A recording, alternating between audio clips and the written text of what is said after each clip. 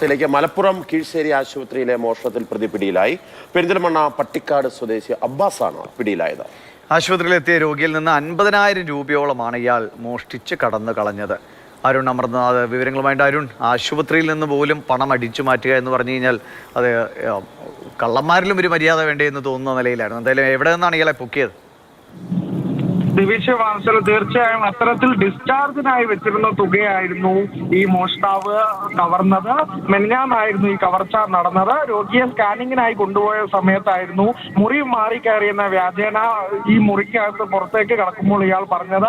അങ്ങനെ CCTV-യിൽ അപ്പോൾ തന്നെ ഇയാളുടെ ദൃശ്യങ്ങൾ പറഞ്ഞിരുന്നു. 50,000 രൂപ പോയതായി കണ്ടെത്തിയിരുന്നു. അങ്ങനെ അത് അരീക്കോട് പോലീസ് ഈ CCTV ദൃശ്യങ്ങൾ ഉൾപ്പെടെ കേന്ദ്രീകരിച്ച് നടത്തിയ അന്വേഷണത്തിലാണ് അബ്ബാസ് ആണ് പെരിന്തൽമണ്ണ പട്ടിക്കാട് സ്വദേശിയായ നിരവധി മോഷണ കേസിൽ പ്രതിയാണ് ഇയാളെന്ന് പോലീസ് പറഞ്ഞു.